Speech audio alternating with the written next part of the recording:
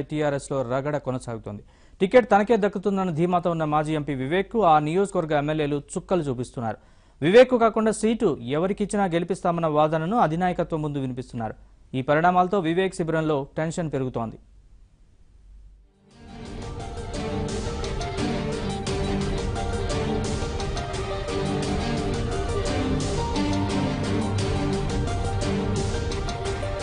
Peddapalli Lok Sabha TRS అభ్యర్థి ఎవరన్న దానిపై ఉత్కంఠ కొనసాగుతోంది. ఈ సీటును ఆశిస్తున్న మాజీ ఎంపీ వివేక్ కు నియోజకవర్గంలోని ఎమ్మెల్యేలు దడ పుట్టిస్తున్నారు. అసెంబ్లీ ఎన్నికల్లో వివేక్ పార్టీకి వ్యతిరేకంగా పనిచేశారని, ఆయనకు టికెట్ ఇవ్వొద్దనే డిమాండ్ను కొందరు బలంగా వినిపిస్తున్నారు.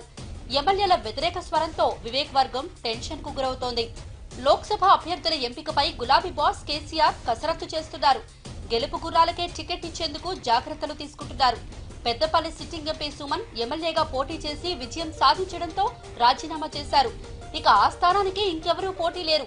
వివేక్ మాత్రమే పోటీ చేస్తారని అనుకున్న సమయంలో ఆయనపై పార్లమెంటు పరిధిలోని ఎమ్మెల్యేలు ఆరోపణలు చేయడం ప్రారంభించారు. అసెంబ్లీ ఎన్నికల్లో పెద్దపల్లి లోక్సభ పరిధిలోని 7 ఎమ్మెల్యే స్థానాల్లో 5 స్థానాలను టీఆర్ఎస్ గెలుచుకుంది. మంథనిలో కాంగ్రెస్ విజయం సాధించింది. రామగుండంలో టీఆర్ఎస్ రెబల్ విజయం సాధించారు. బెల్లంపల్లి, ధర్మపురి, మంచిర్యాల నియోజకవర్గాల్లో గెలుపు చివరిదాకా దోబుచ్చులాడింది. ధర్మపురిలో కొప్పుల ఈశ్వర్ అతి స్వల్ప మెజారిటీతో విజయం సాధించారు. బెల్లంపల్లిలో టీఆర్ఎస్ అభ్యర్థి చిన్నయ్య సైతం వివేక్ సోదరుడు బీఎస్పీ అభ్యర్థి వినోద్ నుంచి గట్టి పోటీని ఎదుర్కొని గెలిచారు.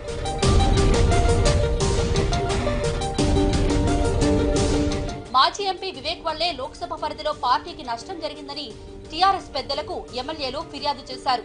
టీఆర్ఎస్ ఓటమి కోసం వివేక్ ధర్మపురి కాంగ్రెస్ అభ్యర్థికి 3 కోట్ల నగదు ఇచ్చారని కొప్పుల ఈశ్వర్ వర్గం ఆరోపించింది. వివేక్ పై చర్యలు తీసుకోవాలని కేటీఆర్ కు ఫిర్యాదు కూడా చేశారు. అతి స్వల్ప మెజారిటీ రావడాన్ని కొప్పుల ఈశ్వర్ ఇప్పటికీ జీర్ణించుకోలేకపోతున్నారు. పార్టీలో కోవట్లపై సందర్భం దొరికినప్పుడల్లా మండిపడుతున్నారు. అటు మంచిర్యాల జిల్లా బెల్లంపల్లి ఎమ్మెల్యే చిన్నయ్య సైతం ఇలాగే కోపంతో ఉన్నారు. తనపై పోటీ చేసిన మాజీ మంత్రి వినోద్ కు వివేక్ సంపూర్ణ సహకారం అందించారని, వివేక్ డైరెక్షన్ లోనే టీఆర్ఎస్ కు వ్యతిరేకంగా అనేక మంది నేతలు పనిచేశారని ఆరోపించారు. చెన్నూరు ఎమ్మెల్యే సుమన్, రామగుండం ఎమ్మెల్యే కోరుకంటి చందర్ కూడా వివేక్ తీరుపై అసంతృప్తితో ఉన్నారు.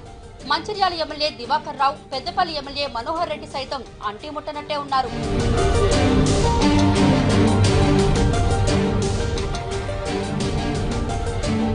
మంచిర్యాలలో ఈ నెల 9న వివేక్ నూతన గృహప్రవేశం చేశారు. ఈ కార్యక్రమానికి పెద్దపల్లి లోక్సభ పరిధిలోని ఎమ్మెల్యేలను ఆహ్వానించారు. అయితే మంచిర్యాల, పెద్దపల్లి ఎమ్మెల్యేలు మాత్రమే హాజరయ్యారు. అదే రోజు మంచిర్యాలలోనే మరో కార్యక్రమానికి హాజరైన మంత్రి కొప్పుల ఈశ్వర్ వివేక్ ఇంటికి మాత్రం వెళ్లలేదు.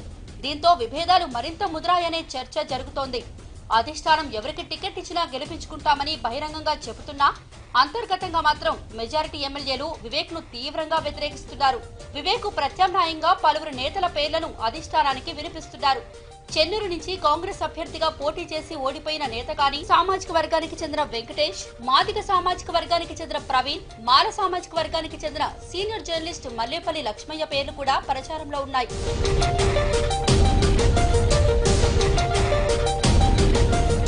నిజానికి అసెంబ్లీ ఎన్నికల ఫలితాల తర్వాత వివేక్ తీరుపై ఎమ్మెల్యేలు ఫిర్యాదు చేయడంతో ఓ దశలో టీఆర్ఎస్ వర్కింగ్ ప్రెసిడెంట్ కేటీఆర్ జోక్యం చేసుకున్నారు.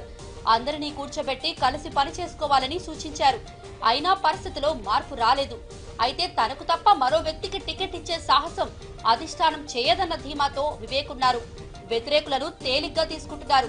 దీంతో లోక్సభ ఎన్నికల్లో తమ అవసరమేంటో తెలిసి కూడా వివేక్ ఒంటెత్తు పోకడలకు పోతున్నారని మెజారిటీ ఎమ్మెల్యేలు భావిస్తున్నారు. ఈ పరిస్థితుల్లో వివేక్ టికెట్ ఇస్తే అన్ని నియోజకవర్గాల్లోనూ పార్టీలో గ్రూపులు తయారవుతాయని, పార్టీ అంతా ఏకతాటిపై ఉండాలంటే వివేక్ ప్రత్యామ్నాయంగా మరో వ్యక్తికి లోక్సభ టికెట్ ఇవ్వాలని కొందరు పైరవీ చేస్తున్నారు. మొత్తానికి ఒకప్పుడు ఎలాంటి పైరవీలు లేకుండానే పిలిచి మరీ వివేక్ టికెట్ ఇచ్చారు. ఇప్పుడు మాత్రం పరిస్థితి మారింది.